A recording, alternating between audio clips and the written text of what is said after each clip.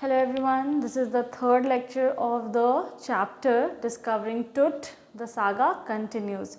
In the previous two videos, we have already discussed how Howard Carter, an archaeologist, discovers the body of Tut, the last heir of the Pharaoh dynasty, and after various struggles and efforts, he manages to take him out of the resins the ritual resins that was stuck in his body, completely cemented, and after various struggles he managed to take him out and put him under a CT scan. और उसके x-ray के बाद after he gets the x-ray he finds out that the rib and the breastbone, one of the rib, front rib and the breastbone are missing.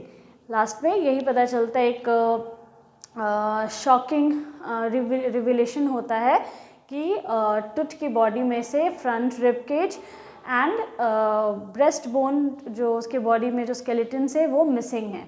After that we will continue the chapter. Now we will discuss the chapter further. Today diagnostic imaging can be done with computed tomography or CT by which hundreds of x-rays in cross section are put together like slices of bread to create a three-dimensional virtual body. बहुत ज़्यादा मेहनत करने के बाद जब ये पता चलता है, जब उसको फर्स्ट एक्सरे किया जाता है टुट की बॉडी को, तो ये पता चलता है कि उसके बॉडी में रिब केज नहीं है, फ्रंट रिब नहीं है और उसका ब्रेस्ट बोन भी मिसिंग है. ये पता चलने के बाद अब जब हम लोग चैप्टर आगे कंटिन्यू कर रहे हैं तो आज हमारा साइंस बहुत ज़्यादा डेवलप कर चुका है. आज पहले एक्सरे से क्या होता है, सिर्फ बॉडी की हड्डियाँ दिखाई देती है, उसकी हड्डियों का स्ट्रक्चर पता चलता है. लेकिन अब CT स्कैन भी आ गया है, पहले CT नहीं था. ठीक है, CT का मतलब है computed tomography.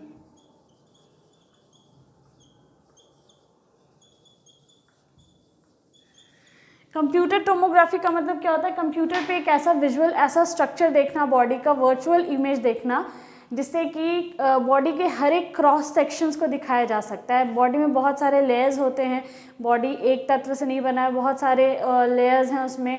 Bone, then nervous system, then all the nerves and various tissues, then muscles, then skin, epidermis, इस तरीके से बहुत सारी जो चीज़ें हैं वो हमारी बॉडी में होती हैं.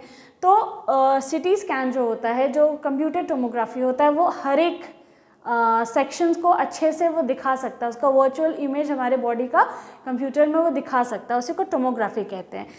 टोमोग्राफी एक टेक्निक है जिसमें बॉडी के हर एक क्रॉस सेक्शन को डिस्प्ले किया जाता है कंप्यूटर पे. ऐसा लगेगा कि ब्रेड के स्लाइस के ऊपर स्लाइसेस अलग अलग रखे हुए हैं, तो वो पूरी तरीके से विजुअल होता है, बॉडी का हर एक पार्ट अच्छे से दिखाई दे सकता है. इसी को CT स्कैन कहते हैं. तो आज डायग्नोस्टिक इमेजिंग इतना ज़्यादा यू कैन से डेवलप हो गया है कि CT स्कैन जैसी चीज़ें आ गई हैं जिसमें हंड्रेड्स ऑफ एक्सरे, 100 ऐसे एक्सरे को वो एक ही बार में दिखा सकता है. What more could a CT scan reveal of tut than the X-ray? लेकिन अब सवाल ये है कि जब एक्सरे हुआ था तब तो ये दो बातें सामने आई थी कि रिब्स और ब्रेस्ट बोन गायब है, तो CT स्कैन से और भला क्या ही पता चल सकता था. सवाल तो ये था कि what more, और क्या बता देगा ये CT scan. And could it answer the two of the biggest questions still lingering about him? और क्या वो दो बड़े बड़े सवाल जो इतने दिनों से खींचे जा रहे हैं, जो चलता आ रहा है, जो मिस्ट्री है, क्या वो उसका जवाब दे पाएगा. पहला सवाल, हाउ डिड ही डाई, कि वो उसकी मृत्यु कैसे हुई. And how old was he at the time of his death, और एक्चुअली वो अपने मृत्यु के समय उसकी उम्र क्या थी. ये दो बहुत बड़े सवाल थे क्योंकि लोग सस्पेक्ट कर रहे थे कि उसका मर्डर हुआ था, किस एज में मर्डर हुआ था. तो ये सारे सवाल ये हिस्ट्री में ही रह गए. उस टाइम का कोई मैन्यूस्क्रिप्ट या कोई लिखावट अभी तक हमारे पास नहीं है जिससे ये साबित हो सके. जो लोगों की कही बातें जो चलती आ रही उससे सुन करके माना गया कि उसको मलेरिया हुआ था. फिर माना गया कि अभी इस एक्सरे के बाद कुछ लोग सस्पेक्ट किए कि उसका मर्डर हुआ था. फिर अब एक्सरे के बाद एक बहुत बड़ा रिवेलेशन हुआ कि उसके बॉडी में दो पार्ट्स, ऐसे बहुत मेजर पार्ट्स मिसिंग है. तो भाई वो कैसे मिसिंग है. तो ये जो सवाल है ये और उलझता जा रहा है, ये जो मिस्ट्री है और ये मिस्टीरियस होता जा रहा है. ठीक है, तो सिटी स्कैन क्या ये 2 बड़े सवालों का जवाब दे पाया? King Toots demise was a big event. King टूट की मृत्यु एक बहुत ही बड़ा हादसा थी, बहुत बड़ा इवेंट था ये। Even by the royal standards, बड़े बड़े जो जगह होते हैं उसमें छोटी छोटी ऐसी बातें होती रहती हैं, तो यहाँ पे ये छोटी बात नहीं थी, रॉयल स्टैंडर्ड के हिसाब से ये बड़ी बात थी, बहुत बड़ा देखा जाए तो एक ऐसे डायनेस्टी का ख़त्म हो जाना, क्योंकि इनका कोई उत्तराधिकारी नहीं था। टुट की शादी हुई थी पता नहीं, तो टुट का कोई और औलाद नहीं था, ठीक है, तो इसकी कोई और औलाद नहीं होने की वजह से इसका वंशज वहीं ख़त्म हो गया, क्योंकि इसकी मृत्यु हो गई, ये खुद बहुत छोटा था। तो इसकी जब मृत्यु हो गई है यानी कि अब इसका शायद इसका और कोई भाई भी नहीं है, तभी तो इनका जो डायनेस्टी है वो ख़त्म हो गया, ये आखिरी उत्तराधिकारी था अपने डायनेस्टी का, ठीक है।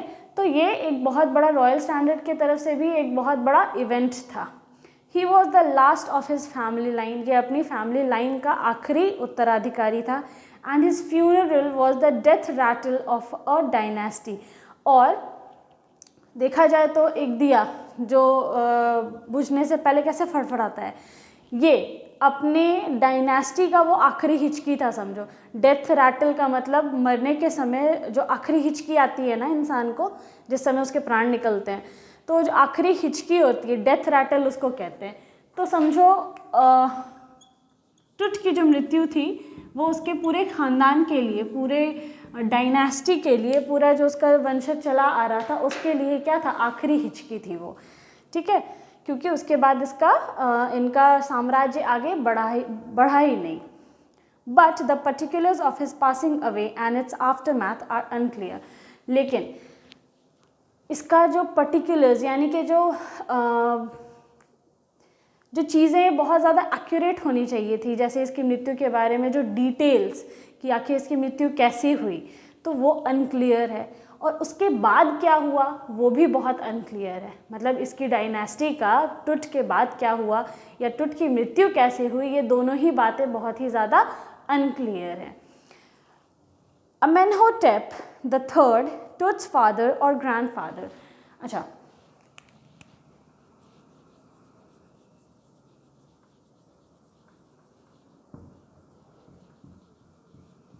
ये लिखा है अमेनहोटेप 3 लिखा है, इसको ऐसे प्रोनाउंस नहीं करते हैं, इसको कहते हैं Amenhotep the third, the fourth, the second, इस तरीके से इसको बोला जाता है, अमेनहोटेप द थर्ड। ऑलराइट, तो इसको पढ़ा इस तरीके से जाता है। तो अमेनहोटेप कौन था, ये टुट के दादाजी या पिता। Was a powerful pharaoh who ruled for almost 4 decades at the height of the 18th dynasty's golden age। ये जो फेरो डायनेस्टी थी,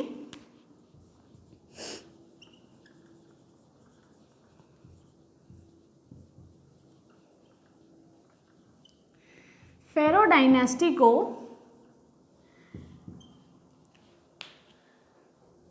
इजिप्ट के जितनी भी डायनेस्टीज वहां पे आई थी उसका 18th डायनेस्टी बोला जाता था, ठीक है। और ये 18th डायनेस्टी जो थी ये बहुत ज़्यादा फेमस थी, ठीक है। जैसे हमारे यहाँ पे मुग़ल, उन्होंने सबसे लंबे समय तक राज किया, तो वो बहुत ज़्यादा फेमस रहे थे। उसी तरीके से इजिप्ट में जो 18th डायनेस्टी थी वो बहुत ज़्यादा फेमस रही थी अपने समय में। और इन्होंने पूरे 40 साल तक इन्होंने अमेनहोटेप द थर्ड, या तो वो टुट के पिता थे या ग्रैंडफादर थे, इन्होंने 40 साल तक इस 18th डायनेस्टी में रूल किया। 18th डायनेस्टी तो खैर बहुत दिनों तक चली होगी, जब तक भी चली होगी ये, तो ये सबसे ज़्यादा फेमस थी। इसके साम्राज्य में अमेनहोटेप ने 40 साल तक शासन किया और उसको गोल्डन एज भी माना जाता था। अब हम लोग यहाँ पे टुट के पूरे डायनेस्टी का हिस्ट्री डिस्कस कर रहे हैं।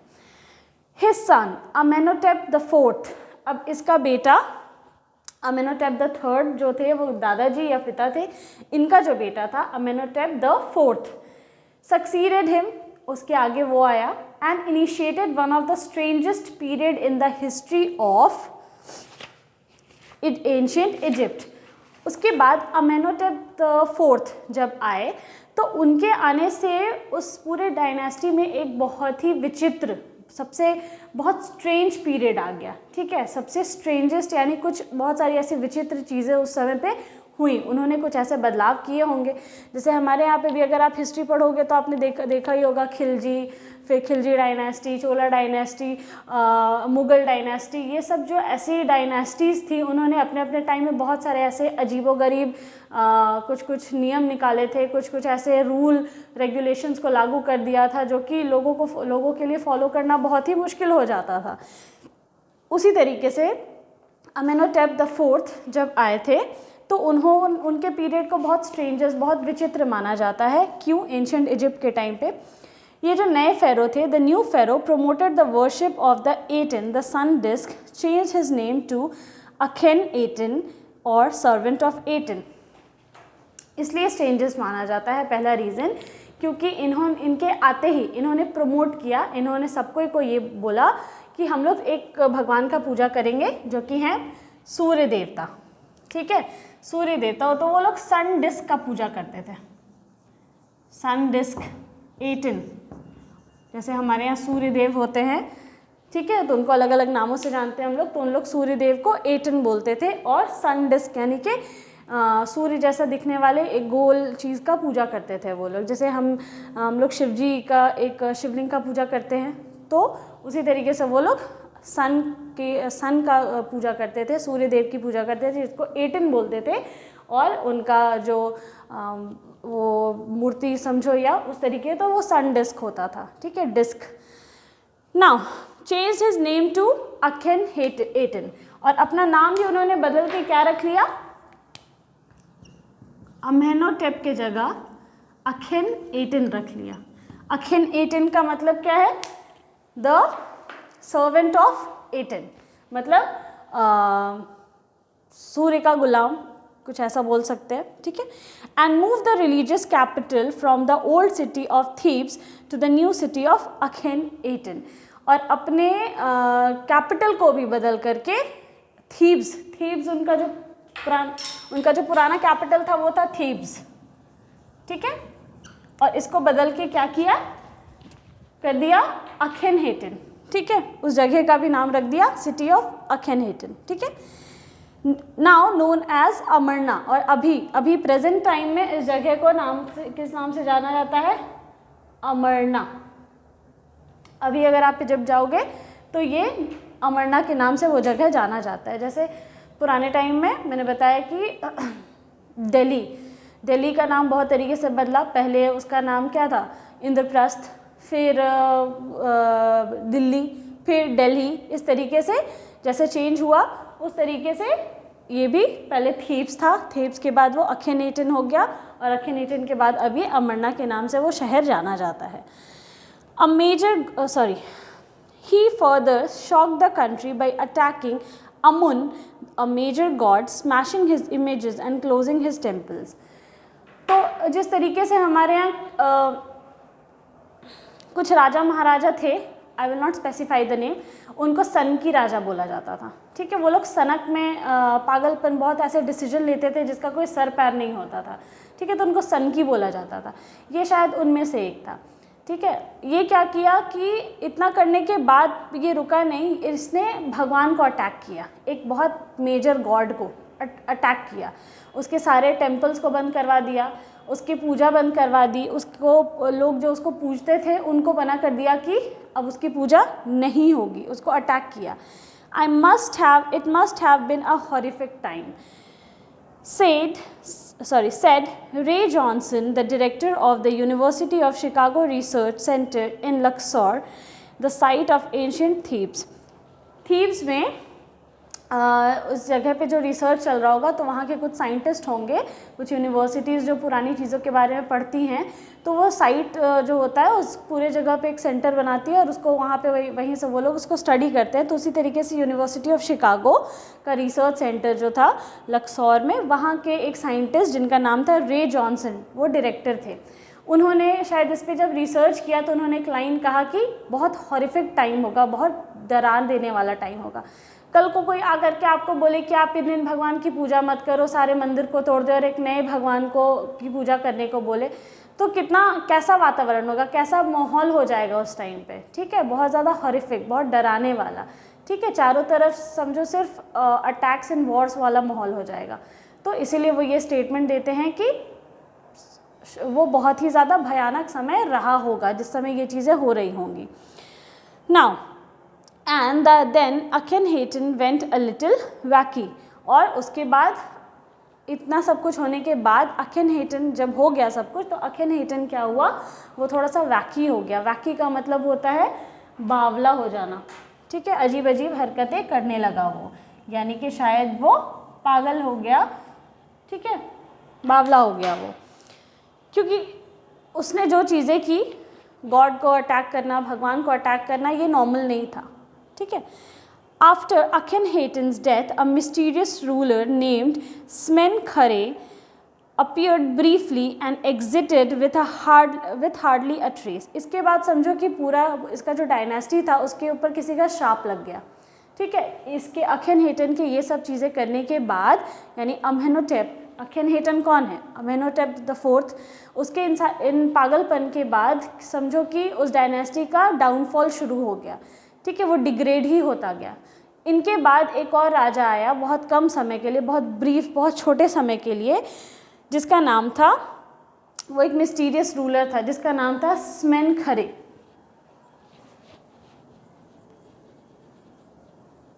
स्मेनखरे. What is the spelling? Yes,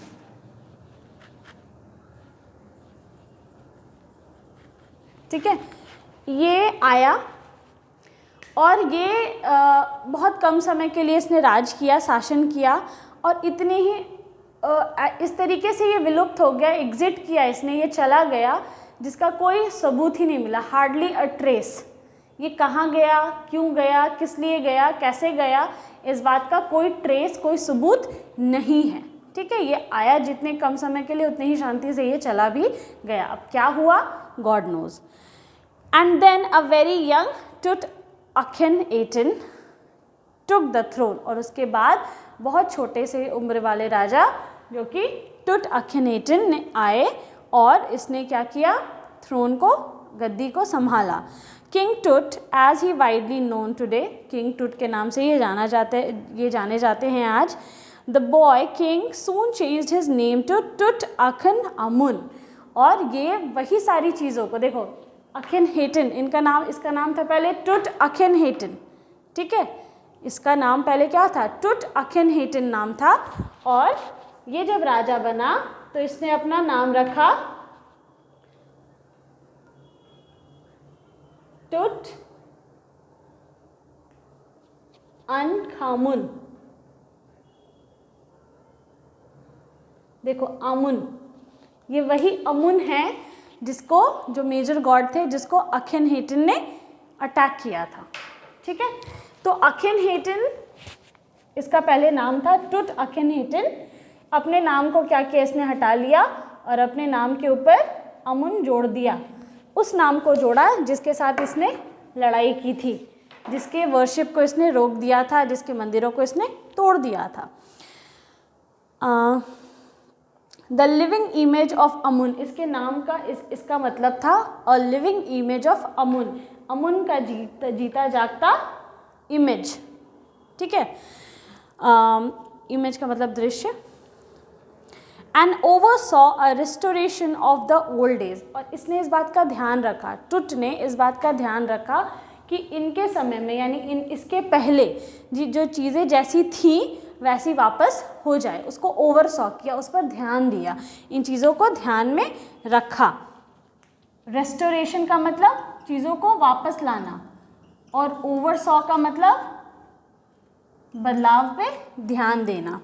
ठीक है, ओवरसॉ अ रेस्टोरेशन यानी पुरानी प्रथा को चलाना, रेस्टोर, रीस्टोर, किसी चीज़ को रीस्टोर करना, वहीं से वर्ड आया है रेस्टोरेशन. ऑलराइट, रेस्टोरेशन, वापस लाना. तो अखेनहेटन ने सब कुछ तहस नहस कर दिया था, पूरे चीज़ों को उलट पलट कर दिया था. और टुट अखन यानी टुट जब आए तो उन्होंने अमुन वाले शासन को, अमुन के टाइम पे जब वर्शिप जो करते थे जो लोग, अमुन को जैसे करते थे वैसे चीज़ों को वापस लाने की उसने कोशिश की. ही रेन फॉर अबाउट 9 years. टुट ने 9 सालों तक शासन किया. रेन्ड, the word rain, REIGN, rain मतलब शासन, ठीक है, ये rain RAIN rain, rain word का सिनोनिम है, ऑलराइट, इसको भी रेन ही पढ़ते हैं यानी शासन। देन डाइड अनएक्सपेक्टेडली, और अनएक्सपेक्टेडली यानी बिना किसी, कोई एक्सपेक्ट नहीं कर रहा था, किसी को उम्मीद नहीं थी, एक्सपेक्टेशन मीन्स उम्मीद, बिना किसी उम्मीद के इसकी मृत्यु हो जाती है। Regardless of his fame and the speculation about his fate, Tut is one mummy among many in Egypt. Regardless of his fame, fame का मतलब जो भी चीज़ें इसको फेम मिल रही है, इतना नाम मिल रहा है, इतना शोहरत जो मिल रही है इसको, इसके अलावा इसको इतनी फेम क्यों मिली, क्योंकि इसका जो डेथ था वो बहुत अनएक्सपेक्टेड था, बहुत मिस्टीरियस था। स्पेकुलेशन अबाउट हिज फेट, उसके फेट यानी कि फेट का मतलब होता है किस्मत, उसकी किस्मत का लोग अनुमान लगा रहे हैं कि उसके साथ क्या होगा। ये इकलौती मम्मी नहीं है ऐसी इजिप्ट में, टुट इकलौती मम्मी नहीं है इजिप्ट में, इस बात का कोई अंदाज़ा नहीं लगा सकता था कि वहाँ कितनी मम्मीज़ हैं। How many, no one knows, कोई नहीं जानता कि कितनी मम्मीज़ हैं, लेकिन फिर भी द इजिप्शियन मम्मी प्रोजेक्ट, वहाँ एक प्रोजेक्ट चल रहा है इजिप्ट में, द इजिप्शियन मम्मी प्रोजेक्ट, सिर्फ ये गिनने के लिए कि वहाँ कितनी मम्मीज़ है और उन पर रिसर्च होती है वो। Which began an inventory in late 2003 has recorded almost 600 so far and is still counting.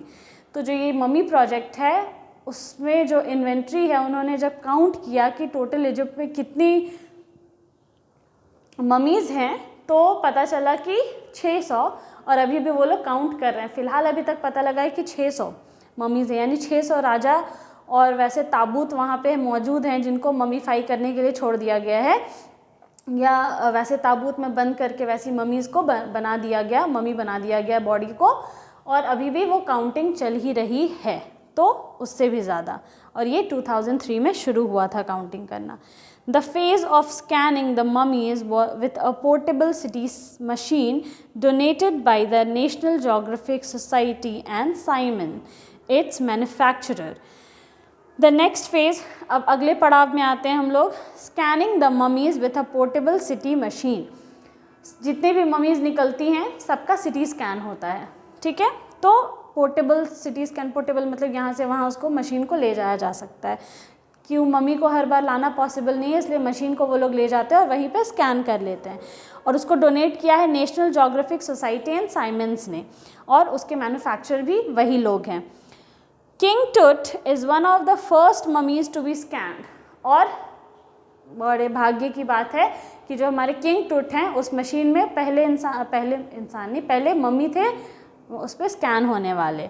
In death as in life moving regally ahead of his countryman, क्योंकि देखो अभी क्या था कि इनको एक्सरे करने के लिए लाया गया था, तो अब वापस इनको उसी वहाँ पे रखा भी जाना है, ठीक है, और अभी तो जो पीसेस जो इनके इकट्ठे किए गए, इनको ढूंढा गया, स्थिति में देखा गया, उसको अलग अलग किया गया, साफ़ सुथरा किया गया, अब इनको अपने कंट्रीमैन की तरफ ले जाया जा रहा है। कंट्रीमैन मतलब जिस लैब में ले जाया जा रहा है, तो इजिप्ट में ही है वो, तो वहाँ का जो प्रजा है वो कभी ना कभी इनकी, वहाँ के जो लोग हैं वो कभी ना कभी इनकी प्रजा थी, तो वो रीगली मतलब अनजाने में ही अपनी प्रजा की तरफ बढ़े चले जा रहे हैं, उनको वहाँ ले जाया जा रहा है।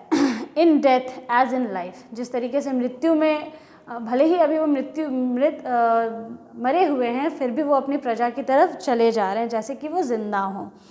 A CT machine scanned the mummy head to toe, creating 1700 digital X-ray images in cross section.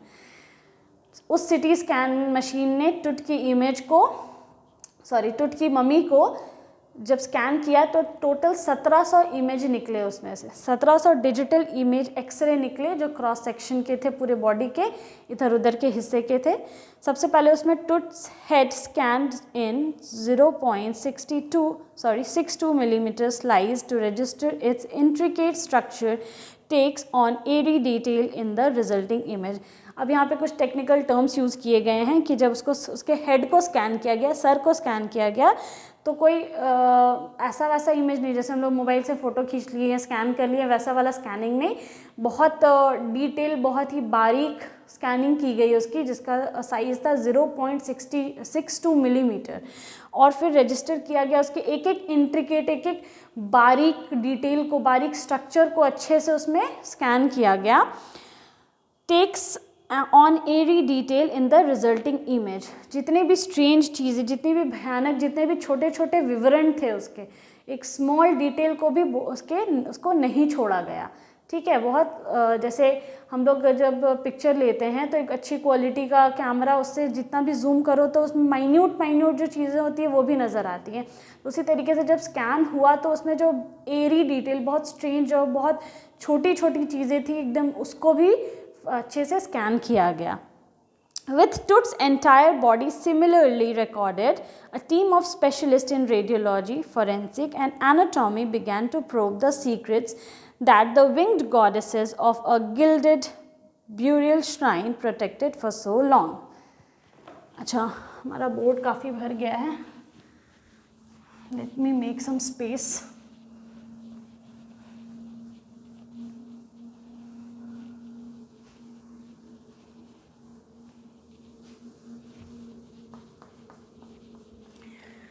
Okay, जब उसको स्कैन किया गया तो जिस बारीकी से टुट के हेड को स्कैन किया गया था, उसी बारीकी से बाकी बॉडी के दूसरे पार्ट्स को भी स्कैन किया गया। उसके बाद जब रिकॉर्ड कर लिया गया तो एक टीम ऑफ स्पेशलिस्ट, जिसमें रेडियोलॉजिस्ट थे जो स्कैन्स को पढ़ते हैं, फॉरेंसिक जो फॉरेंसिक का मतलब होता है किसी क्राइम में जो भी सस्पेक्ट्स होता है, जो भी सबूत होता है, जो भी चीज़ें होती हैं इन्वॉल्व, उसको जो रिसर्च करता है, उसकी जो जांच पड़ताल करता है, उसको फॉरेंसिक कहते हैं। फिर एनाटॉमी एक ब्रांच होता है जिसमें ह्यूमन बॉडी के पार्ट को, स्ट्रक्चर्स को पढ़ा जाता है। Study of human body, you can say study of different parts of human body, उसको एनाटॉमी कहते हैं। Structure of human body basically, ठीक है। तो वो ये सारे स्पेशलिस्ट मिल करके क्या किए, began to probe the secrets. Probe का मतलब जांच पड़ताल करने लगे, बिगैन टू प्रोब।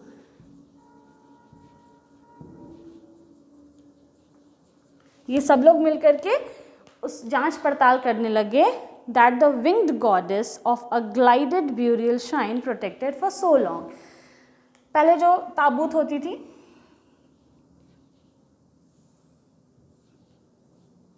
ये तो बहुत छोटा बना रही हूँ मैं, ठीक है, वो बहुत बड़ा होता था, उस पर यहाँ पे इस तरीके की इमेज होते थे, ठीक है, ऊपर उठा हुआ होता था, इधर भी कुछ कुछ कार्विंग्स की भी रहती थी।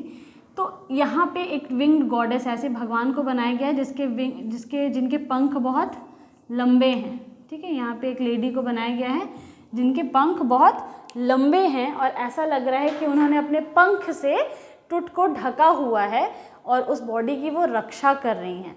तो यहाँ पे वही बताया जा रहा है कि जो स्पेशलिस्ट हैं वो लोग जांच पड़ताल करना शुरू करते हैं कि ये जो विंग्ड गॉडेस है आखिर कौन सा सीक्रेट इस ब्यूरियल श्राइन में, ब्यूरियल श्राइन का मतलब इस ताबूत में छुपाए बैठी थी, किस सच्चाई को, किस सीक्रेट को वो प्रोटेक्ट कर रही थी, कि ऐसा कौन सा राज था जो ये विंग्ड गॉडेस इस ब्यूरियल श्राइन में, ब्यूरियल श्राइन का मतलब ताबूत जिसमें दफन किया जाता है, बरियल मतलब दफन करना, तो इस बरियल श्राइन में ये विंग्ड गॉडेस ऐसी कौन से राज को वो छुपा रही थी या प्रोटेक्ट कर रही थी, बचाने की कोशिश कर रही थी इतने लंबे समय से।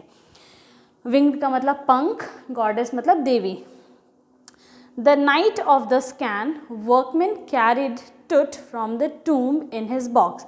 अब जब रात हुई तो टुट को अपने जो वर्कमैन थे वहाँ पे, जो लोग उनके साथ लैब में काम कर रहे थे, तो जिस रात ये स्कैन हुआ वो लोग टुट की बॉडी को from his tomb in his box वो लोग कैरी कर रहे थे, उसके बॉक्स में से, टूम में से उस बॉक्स में ले जाने के लिए कैरी कर रहे थे, ले जा रहे थे।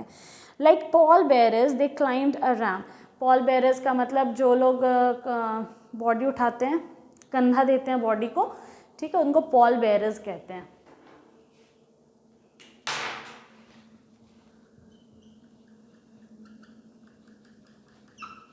पॉल बेयरर्स, जो लोग डेड बॉडी को उठाते हैं, कंधा देते हैं, उनको पॉल बेयरर्स कहते हैं।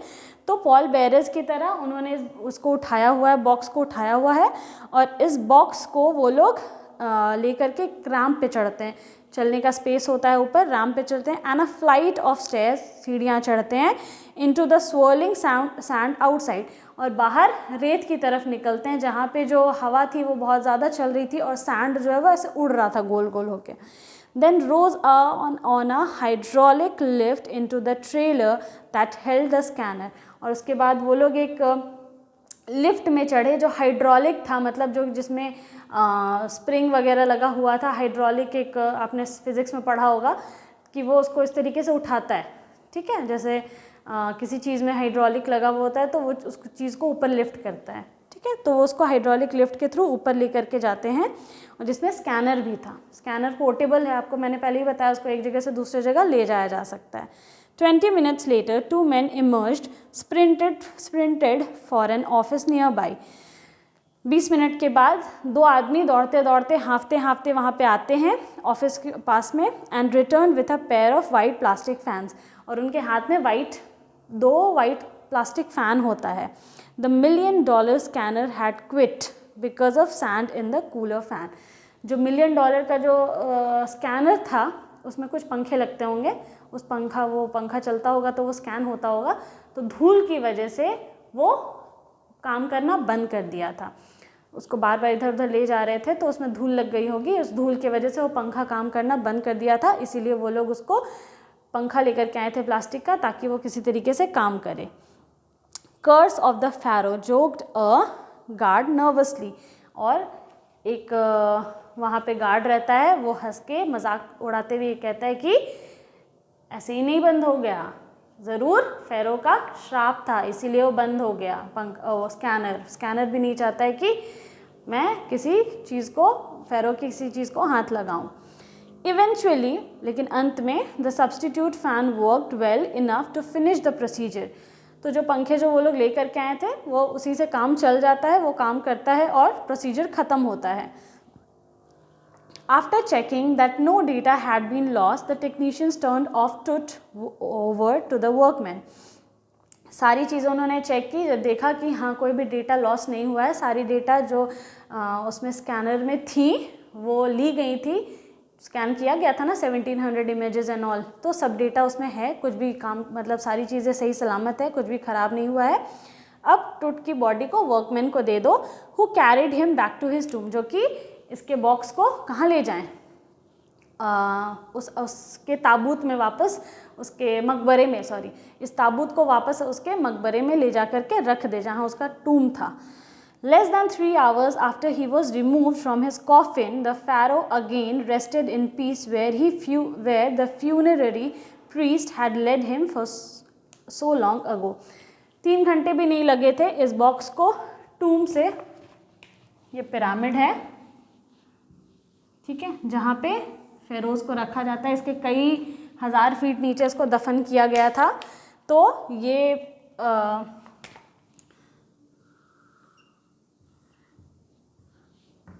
जैसे भी है ये पिरामिड, तो इसका टूम है, इस टूम, ये जो श्राइन है, ये इसके टूम में वापस ले जाया जा रहा है, और 3 घंटे भी नहीं हुए होंगे इसको इससे बाहर लाए हुए, सारा काम वाम ख़त्म हो चुका है। अब वापस इसको जहाँ इसको दफनाया गया था, जो इसके अंतिम कार्यक्रम को, क्रियाक्रम को करने वाले जो पंडित थे, जिन्होंने इतनी पूजा पाठ जो भी करके इसको यहाँ पे दफनाया था, अब वो वापस वहीं पे जा रहा है, अब इसको कोई भी छेड़छाड़ नहीं करेगा। The pharaoh again rested in peace, ये वापस वहीं पे आराम करेगा। Back in the trailer a technician pulled up astonishing images. अब ये सब तो ये जो वर्कमैन इसको यहाँ छोड़ने के लिए गए, इसका काम अब ख़त्म हो गया है टुट का। अब लैब में चीज़ों को देखा जा रहा है ट्रेलर में बैठ करके, और उसमें बहुत ही अमेजिंग, मतलब दिमाग खोल देने वाली चीज़ें, ऐसी तस्वीर पहले कभी नहीं ली गई थी, वैसी सारी इमेजेस को निकाला गया है टुट का, कंप्यूटर स्क्रीन पे सब लोग देख रहे हैं बैठ के। A great head took shape from a scattering of pixel. बहुत सारे ऐसे छोटे छोटे महीन इमेजेस, पिक्सल का मतलब क्या होता है, जैसे हम लोग जब पिक्चर लेते हैं कैमरा से तो बोलते हैं ना कि उसका पिक्सल, या कैमरा ख़रीदते हैं तो इतना पिक्सल का होना चाहिए, तो जितना ज़्यादा पिक्सल का होता है तो कैमरा उतना अच्छा होता है। इस तरीके से हम लोग कैमरा को जज करते हैं, यानी दूर तक का और क्लियर इमेज ले पाता है। तो स्कैटरिंग, बहुत सारे ऐसे बिखरे हुए इमेजेस थे, पिक्सल्स थे, सब जुड़ करके एक हेड का शेप ले लेते हैं, ग्रे कलर का हेड का शेप लेते हैं। मतलब वो पिक्चर, वो उसके हेड को इतने बारीकी से स्कैन किया गया था कि वो कई टुकड़ों में वो उसका इमेज आया था और वो वापस जुड़ करके क्या बनता है, एक हेड का शेप बन जाता है। The technician spun and tilted it in every direction. जो टेक्नीशियन वहाँ बैठा हुआ तो उसको हर तरीके से घुमा घुमा के, स्पन का मतलब स्पिन का पास्ट टेंस होता है स्पन, उसको घुमा घुमा के जो टेक्नीशियन है टिल्ट करके देखता है, हर एक एंगल से देखने की कोशिश करता है। Neck vertebrae appeared as clearly as in an anatomy class. Neck vertebrae जो पीछे बैकबोन होता है, उसमें जो वर्टिब्रेज होते हैं, जो छोटी छोटी 33 हड्डियाँ होती है, वो एकदम क्लियर वैसे ही विजिबल था जैसे एक एनाटॉमी क्लास में पढ़ाया स्केलेटन जब दिखाया जाता है, जब पढ़ाया जाता है तो उसमें जितनी क्लियर है पिक्चर में भी वो उतनी ही क्लियर है। Other images reveal a hand, several views of the rib cage. बहुत सारी ऐसी इमेजेस थी जो रिवील करती हैं ये हैंड है, ये रिब केज है, and a transection of a skull, कि ये स्कल है। But for the pressure but for now the pressure was off. लेकिन अभी के लिए जो प्रेशर था वो कम गया था, थम गया था, अब प्रेशर ख़त्म हो चुका था। Sitting back in his chair Zahi Hawass smiled. अपने चेयर में बैठ करके ज़ाही हव्वस जो है वो स्माइल करते हैं, हंसते हैं। विजिबली रिलीव्ड, और उनको देख करके उनके चेहरे पे एक राहत की सांस है, वो राहत का चैन की सांस ले रहे हैं। That nothing had gone seriously wrong, क्योंकि हावर्ड कार्टर ने बॉडी के साथ जो तोड़फाड़ मचाई थी, उसको इधर उधर निकालने की कोशिश की थी, तो इनको डर था कि उसकी वजह से बॉडी बहुत ख़राब हो चुकी है और एक बहुत ही प्रेशियस, बहुत ही कीमती, बहुत ही एंटीक जो बॉडी है, जो कि जिसका सब्स्टिट्यूट नहीं हो सकता है, तो उसमें थोड़ी सी भी खरोच इधर उधर आ जाने हो जाने का मतलब उसको वापस अपने ओरिजिनल स्टेट में नहीं लाया जा सकता है। तो इस बात का उनको डर था। तो लेकिन अभी तक सब कुछ ठीक है, कुछ भी बहुत ही सीरियसली रॉन्ग नहीं हुआ था, कुछ गलत नहीं हुआ था, छेड़छाड़ नहीं हुई थी। और वो एक लाइन बोलते हैं, I didn't sleep last night, मैं कल रात नहीं सोया, नॉट फॉर अ सेकेंड, एक सेकेंड के भी नहीं। आई वॉज सो वरीड, मैं बहुत ही ज़्यादा चिंतित था।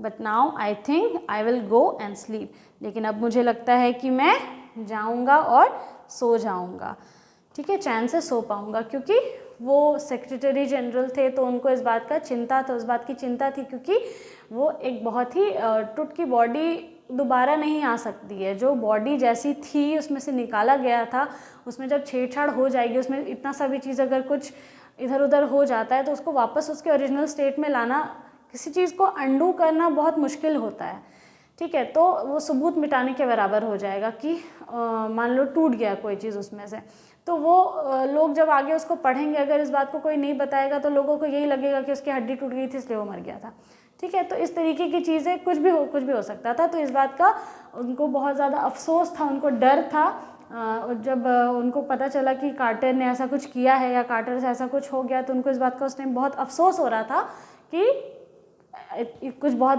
बड़ा और कुछ बहुत भारी नुकसान हो गया। लेकिन ऐसा नहीं हुआ था, उन्होंने राहत की सांस ली और वो वापस सोने जा सकते हैं अब चैन से। देखो यहाँ पे नीचे एक म्यूरल है। म्यूरल का मतलब मैंने आपको बताया था कि पेंटिंग है। इन द किंग टूट टूम शोइंग किंग टूट विथ ओसिरिस। ये जो है ना, ये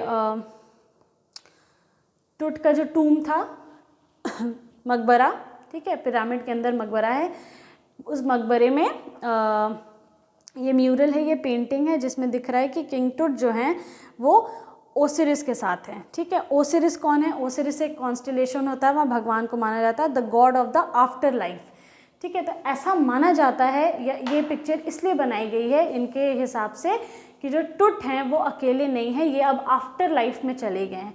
हमारे यहाँ कॉन्स्टेलेशन है वो ओसिरिस, ठीक है। ओसिरिस ओरियन, जो आप देखते होंगे आसमान में सप्तऋषि का जिसका एक पार्ट है ओरियन, ठीक है। तो वहाँ पे जैसे उसको भगवान बोलते हैं हम लोग या किसी भगवान से रिलेट करते हैं, ये लोग ओसिरिस को गॉड ऑफ आफ्टर लाइफ बोलते हैं, गॉड ऑफ आफ्टर लाइफ मतलब मृत्यु के बाद जो ज़िंदगी है उसके जो देवता हैं ये टुट उनके साथ मिल चुके हैं, अब उनके ही हाथों में है वो या उनके साथ वो हैं। मतलब इस तरीके का इनका अनुमान है या प्रेडिक्शन है, इस वजह से वो म्यूरल या पेंटिंग उसमें वहाँ बनी हुई है। तो इसका ये भी मतलब है कि लोग वहाँ पे इन सारी चीज़ों को मानते थे, आफ्टर लाइफ में वो लोग बिलीव करते थे।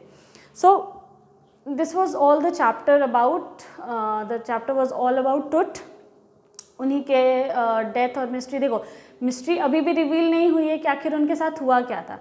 ये चैप्टर एक छोटा सा पार्ट है, एक हिस्सा है, ये मिस्ट्री आपको सॉल्व नहीं करता है, ये क्यूरियोसिटी जगा देता है कि आप इस चैप्टर को आगे, चैप्टर तो यहीं पे ख़त्म हो गया है लेकिन इस रिसर्च को आप इसमें ध्यान दो या पढ़ो या आगे जानने की कोशिश करो कि आखिर टुट के साथ वहाँ पे क्या हुआ था। और वो पढ़ते पढ़ते आपको और सारी चीज़ें भी जानने को मिले, शायद आपको और इंटरेस्ट आए कहीं की हिस्ट्री में। यहाँ इजिप्ट की हिस्ट्री को डिफ़ाइन किया गया है, ऐसी बहुत सारी जो चीज़ें होती हैं, जो ऐसी एंटिटीज़ को दिखाया गया है जो हम लोग नहीं मानते हैं। लोग भगवान और भूत प्रेत बहुत सारी ऐसी चीज़ें मानते हैं, नहीं मानते हैं, कुछ लोग मानते हैं कुछ लोग नहीं मानते हैं।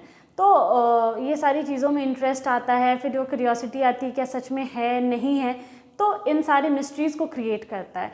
तो इस चैप्टर का मेन थीम है मिस्ट्री, दूसरा है हिस्ट्री। इस चैप्टर में हम लोग हिस्ट्री को जाने हैं, हमने इजिप्ट की हिस्ट्री को जाना। दूसरा सबसे पहले हमने देखा मिस्ट्री, दूसरा हमने देखा हिस्ट्री ऑफ इजिप्ट, ठीक है।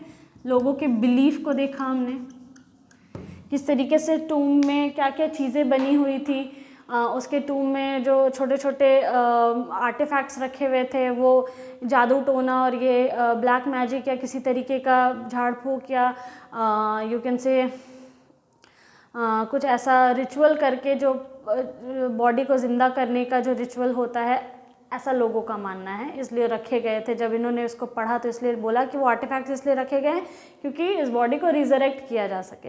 रिजरेक्ट किया जा सके मतलब उसको वापस ज़िंदा किया जा सके, वापस जीवित किया जा सके। आप जब द ममी देखोगे तो उसमें भी आप देखोगे कि वो सारे छोटे छोटे जो टुकड़े हैं उनको मम्मी के बॉडी के चारों ओर लिटाया जाता है, रखा जाता है। जो बॉडी वो लोग लेकर के आते हैं, टूम में से निकालते हैं, उसके बॉडी के चारों ओर उस छोटे छोटे टुकड़े को रखते हैं, छोटे छोटे आर्टिफैक्ट्स को रखते हैं और फिर वो लोग कुछ चैंटिंग करते हैं, कुछ मंत्र वगैरह बोलते हैं और वो बॉडी ज़िंदा हो जाती है। रियल में ऐसा नहीं होता है, लेकिन पहले होता होगा या कहीं हिस्ट्री में ऐसा कभी हुआ होगा या कुछ कहीं से इसका कोई रेफरेंस तो होगा, तभी यहाँ पे भी ऐसा बोला गया है। तो ये क्यूरियोसिटी जनरेट करता है हमारे अंदर, ठीक है। तो the chapter makes us curious. Alright, so ये सारी चीज़ें बेसिक थीम्स हैं हमारे चैप्टर का। अब बात रही कि आखिर टुट का डेथ हुआ कैसे था, तो ये एक अभी भी मिस्ट्री ही है। अभी तक ये बात क्लियर नहीं हुई है कि टुट की मृत्यु हुई कैसे थी, लेकिन कुछ लोग ये बोलते हैं कि अभी भी अगर आप विकिपीडिया में खोलोगे कि हाउ किंग टुट डाइड, तो लेट मी शो यू।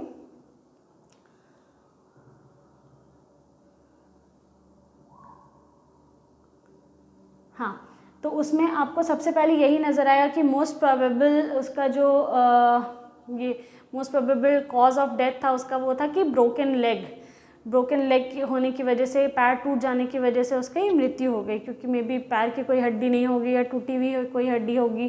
कुछ लोग बोलते हैं सिटी स्कैन में कि उसका जो हड्डी नहीं आया था उसको मलेरिया हुआ था, मलेरिया होने के बाद वो गिर गए थे और उस वजह से उनकी हड्डी टूट गई थी या इस वजह से उनका डेथ हुआ था, ठीक है। फिर अभी भी कुछ लोग ये बोलते हैं कि एक डॉक्यूमेंट्री आई थी BBC टेलीविज़न पे, उसमें उनके उसमें बताया गया था कि गिरने की वजह से उनका पेल्विस का हड्डी और पेल्विस जो हड्डी होती है और जो पैर की हड्डी होती है वो टूट गई थी, उस वजह से उनकी डेथ हो गई थी, ठीक है। तो सब जगह पे अलग अलग है। फिर कुछ जगह बताया जाता है कि ब्रोकन लेग होने की वजह से उनको इन्फेक्शन हो गया था, उस वजह से उनकी मृत्यु हो गई थी। तो बहुत सारी ऐसे अलग अलग चीज़ें हैं जो अभी भी मिस्ट्री ही है, जो लोग अभी नहीं जान पाए हैं। ये इस चैप्टर में भी क्लियर नहीं है कि उनकी मृत्यु या उनका डेथ कैसे हुआ था, how did it happen. So it makes you, I think it has made you curious to find out and to know and read about it, but after your boards obviously do not waste your time. So thank you this much for today. we'll meet with a new chapter in the next video. Thank you.